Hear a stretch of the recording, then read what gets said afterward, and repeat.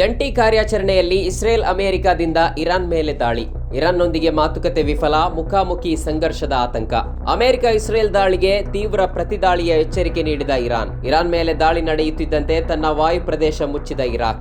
ಮಧ್ಯಪ್ರಾಚ್ಯದಲ್ಲಿ ಉದ್ವಿಗ್ನತೆ ತೀವ್ರಗೊಂಡಿದ್ದು Iran ವಿರುದ್ಧ Israel ದಾಳಿ ನಡೆಸಿದೆ. ಈ ಕಾರ್ಯಾಚರಣೆಯಲ್ಲಿ ಅಮೆರಿಕವು ಭಾಗಿಯಾಗಿದೆ ಎಂದು ಅಮೆರಿಕದ ಅಧಿಕಾರಿಯೊಬ್ಬರು ಅಲ್ ಜಜೀರಾಗೆ ತಿಳಿಸಿದ್ದಾರೆ. ಇರಾನ್ ಮೇಲಿನ ದಾಳಿಯನ್ನ ಅಮೆರಿಕ ಮತ್ತು ಇಸ್ರೇಲ್ ಜಂಟಿ ಮಿಲಿಟರಿ ಕಾರ್ಯಾಚರಣೆಯಾಗಿ ನಡೆಸಲಾಗಿದೆ ಎಂದು ಅವರು ಹೇಳಿದ್ದಾರೆ. ಇಸ್ರೇಲ್ ಶನಿವಾರ ದಾಳಿ ಆರಂಭಿಸಿದ ಬಳಿಕ ಕತರ್ನಲ್ಲಿರುವ ಅಮೆರಿಕದ ರಾಯಭಾರ ಕಚೇರಿ ತನ್ನ ಎಲ್ಲಾ ಸಿಬ್ಬಂದಿಗೆ ತಕ್ಷಣ ಆಶ್ರಯ ತಾಣಗಳಿಗೆ ತೆರಳುವಂತೆ ಸೂಚಿಸಿದೆ. ಮುಂದಿನ ಸೂಚನೆ ಬರುವವರೆಗೆ ಅಲ್ಲಿರುವ ಅಮೆರಿಕ ನಾಗರಿಕರು ಕೂಡ ಸುರಕ್ಷಿತ ಸ್ಥಳಗಳಲ್ಲಿ ಉಳಿಯಬೇಕೆಂದು ಸೂಚನೆ ನೀಡಿದೆ.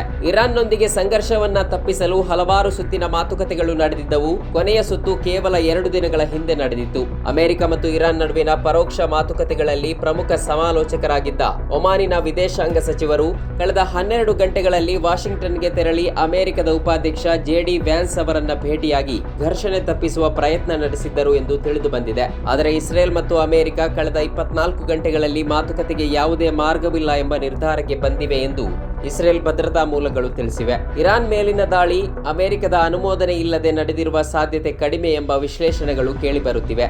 ಈ ಬೆಳವಣಿಗೆಗಳಿಂದ ಮಧ್ಯಪ್ರಾಚ್ಯದಲ್ಲಿ ಉದ್ವಿಗ್ನತೆ ಮತ್ತಷ್ಟು ಹೆಚ್ಚುವ ಸಾಧ್ಯತೆ ಉಂಟಾಗಿದೆ. ಇಸ್ರೇಲ್ನಾದ್ಯಂತ ಸೈರನ್, ತುರ್ತು ಪರಿಸ್ಥಿತಿ ಘೋಷಣೆ. ಇಸ್ರೇಲ್ ಸೈನ್ಯ ದೇಶಾದ್ಯಂತ ಸೈರನ್ ಮೊಳಗಿಸಿ ನಾಗರಿಕರು ಸುರಕ್ಷಿತ ಆಶ್ರಯ ತಾಣಗಳ ಹತ್ತಿರದಲ್ಲಿರಲು ಸೂಚಿಸಿದೆ.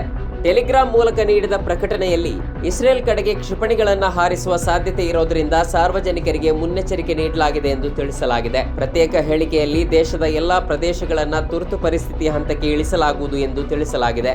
ಶಾಲೆಗಳ ಮುಚ್ಚುವಿಕೆ, ಅಗತ್ಯ ಸೇವೆಗಳನ್ನು ಹೊರತುಪಡಿಸಿ ಸಭೆ ಸಮಾವೇಶಗಳ ನಿಷೇಧ ಮತ್ತು ಅನಾವಶ್ಯಕ ಕೆಲಸದ ಸ್ಥಳಗಳ ಬಂದ್ ಕ್ರಮ ಜಾರಿಯಾಗಲಿದೆ. ಇಸ್ರೇಲ್ ಸೈನ್ಯ ತುರ್ತು ಪರಿಸ್ಥಿತಿಯನ್ನು ಘೋಷಿಸಿದ್ದು ನಾಗರಿಕರು ಆಶ್ರಯ ತಾಣಗಳ ಸಮೀಪದಲ್ಲೇ ಉಳಿಯಬೇಕೆಂದು ಸೂಚಿಸಿದೆ. ಇಸ್ರೇಲಿ ವಾಯು ಪ್ರದೇಶವನ್ನ ತಾತ್ಕಾಲಿಕವಾಗಿ ಮುಚ್ಚಲಾಗಿದೆ.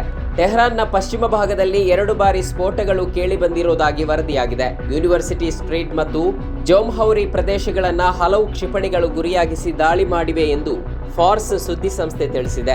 ಪಶ್ಚಿಮ ಟೆಹರಾನ್ನಲ್ಲಿರುವ ಅಲ್ ಜಜೀರಾ ವರದಿಗಾರರು 2 ಬಾಂಬ್ ಸ್ಫೋಟಗಳ ಶಬ್ದ ಕೇಳಿರುವುದಾಗಿ ತಿಳಿಸಿದ್ದಾರೆ. ಟೆಹರಾನ್ನ ಹಲವಾರು ಪ್ರದೇಶಗಳಲ್ಲಿ ಮೊಬೈಲ್ ಫೋನ್ ಸಂಪರ್ಕಕ್ಕೂ ಅಡ್ಡಿಯಾಗಿದ್ದು ಕರೆ ಮಾಡಲು ಸಾಧ್ಯವಾಗುತ್ತಿಲ್ಲ.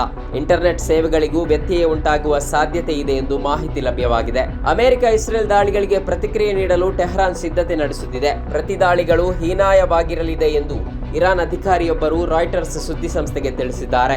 ಇರಾನ್ ಸಂಸತ್ತಿನ ರಾಷ್ಟ್ರೀಯ ಭದ್ರತಾ ಆಯೋಗದ ಮುಖ್ಯಸ್ಥ ಇಬ್ರಾಹಿಂ ಅಜೀಜಿ ಅವರು ಈ ಕುರಿತು ತೀವ್ರ ಪ್ರತಿಕ್ರಿಯೆ ನೀಡಿದ್ದಾರೆ. ನಾವು ನಿಮಗೆ ಎಚ್ಚರಿಕೆ ನೀಡಿದ್ದೇವೆ, ಈಗ ನೀವು ನಿಮ್ಮ ನಿಯಂತ್ರಣದಲ್ಲಿ ಇಲ್ಲದ ಹಾದಿಯನ್ನ ಪ್ರಾರಂಭಿಸಿದ್ದೀರಿ ಎಂದು ಅವರು ಸಾಮಾಜಿಕ ಜಾಲತಾಣ ಎಕ್ಸ್ ನಲ್ಲಿನ ಪೋಸ್ಟ್ ನಲ್ಲಿ ತಿಳಿಸಿದ್ದಾರೆ. ಇರಾನ್ನ ವಿವಿಧ ನಗರಗಳಲ್ಲಿ ಸ್ಫೋಟಗಳ ಶಬ್ದಗಳು ಕೇಳಿ ಬಂದಿವೆ. ಸ್ಥಳೀಯ ಮಾಧ್ಯಮಗಳ ಪ್ರಕಾರ ಕೆರ್ಮನ್ಯ, ಲೊರೆಸ್ತಾನ್, ತಬ್ರೀಜ್, ಇಸ್ಫಹಾನ್ ಹಾಗೂ ಕರಾಜ್ ನಗರಗಳಲ್ಲಿಯೂ ಕೂಡ ಸ್ಫೋಟಗಳು ಸಂಭವಿಸಿವೆ ಎಂದು ಅಲ್ ಜಜೀರಾ ವರದಿ ಮಾಡಿದೆ. ಇರಾನ್ ಮೇಲಿನ ದಾಳಿಯ ಬಳಿಕ ಇರಾಕ್ ತನ್ನ ವಾಯು ಪ್ರದೇಶವನ್ನ ಮುಚ್ಚಿದೆ. ಇರಾಕ್ ಸಾರಿಗೆ ಸಚಿವಾಲಯವು ರಾಷ್ಟ್ರೀಯ ವಾಯು ಪ್ರದೇಶವನ್ನ ಮುಚ್ಚಿರುವುದಾಗಿ ಇರಾಕಿ ಸುದ್ದಿ ಸಂಸ್ಥೆ INA ವರದಿ ಮಾಡಿದೆ. ಈ ಮಧ್ಯೆ ಪ್ರತಿಕ್ರಿಯಿಸಿರುವ ಅಮೆರಿಕ ಅಧ್ಯಕ್ಷ ಡೊನಾಲ್ಡ್ ಟ್ರಂಪ್ ಅಧಿಕಾರವನ್ನ ನಿಯಂತ್ರಣಕ್ಕೆ ತೆಗೆದುಕೊಳ್ಳಿ, ಸರ್ಕಾರವನ್ನ ನೀವು ಮುನ್ನಡೆಸಬಹುದು ಎಂದು ಇರಾನಿನ ಜನತೆಗೆ ನೇರವಾಗಿ ಕರೆ ನೀಡಿದ್ದಾರೆ. ಇಸ್ರೇಲ್ ದಾಳಿಗಳನ್ನು ಆರಂಭಿಸಿದ ನಂತರ ಅಮೆರಿಕವು ಇರಾನ್ನಲ್ಲಿ ಪ್ರಮುಖ ಯುದ್ಧ ಕಾರ್ಯಾಚರಣೆಗಳನ್ನು ಪ್ರಾರಂಭಿಸಿದೆ ಎಂದು ಅವರು ತಿಳಿಸಿದ್ದಾರೆ. ಮಧ್ಯಪ್ರಾಚ್ಯದಲ್ಲಿ ಉದ್ವಿಗ್ನತೆ ಹೆಚ್ಚುತ್ತಿರುವ ಸಂದರ್ಭದಲ್ಲಿಯೇ ಟ್ರಂಪ್ ಅವರ ಈ ಹೇಳಿಕೆ ಗಮನ ಸೆಳೆದಿದೆ.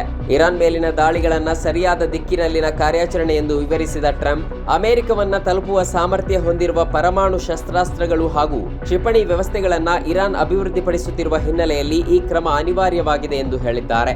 ಇದಲ್ಲದೆ ಇರಾನಿನ ಅಧಿಕಾರಿಗಳಿಗೆ ಎಚ್ಚರಿಕೆ ನೀಡಿದ ಅವರು, ನಿಮ್ಮ ಶಸ್ತ್ರಾಸ್ತ್ರಗಳನ್ನ ತ್ಯಜಿಸಿ, ಇಲ್ಲದಿದ್ದರೆ ಸಾವು ಖಚಿತ ಎಂದು ಹೇಳಿದ್ದಾರೆ. ನಮ್ಮ ಕಾರ್ಯಕ್ರಮಗಳನ್ನ ನೀವು ನೋಡ್ತಾ ಇದ್ರೆ ನಮ್ಮ ಚಾನೆಲ್ ಅನ್ನ ಸಬ್ಸ್ಕ್ರೈಬ್ ಮಾಡಿ, ಪಕ್ಕದ ಬೆಲ್ ಐಕಾನ್ ಒತ್ತಿ ನಮ್ಮನ್ನ ಬೆಂಬಲಿಸಿ. ಹಾಗೆ ನಮ್ಮ ಕಾರ್ಯಕ್ರಮಗಳನ್ನ ಲೈಕ್ ಮಾಡಿ, ಕಮೆಂಟ್ ಮಾಡಿ, ಅದನ್ನ ಬೇರೆಯವರಿಗೂ ವಾಟ್ಸ್ಆಪ್ ಮೂಲಕ ಶೇರ್ ಮಾಡಿ. ನೀವು ಹೀಗೆ ಮಾಡಿದಾಗ ನಮ್ಮ ಚಾನೆಲ್ ಇನ್ನಷ್ಟು ಮತ್ತಷ್ಟು ಜನರಿಗೆ ತಲುಪಲು ನೀವು ನಮ್ಮೊಂದಿಗೆ ಸಹಕರಿಸಿದ ಹಾಗಾಗುತ್ತೆ. ಇದು ನೀವು ಯಾವುದೇ ಖರ್ಚಿಲ್ಲದೆ ಕೆಲವೇ ಸೆಕೆಂಡುಗಳಲ್ಲಿ ನೀಡಬಹುದಾದ ಸಹಕಾರ. ಧನ್ಯವಾದಗಳು.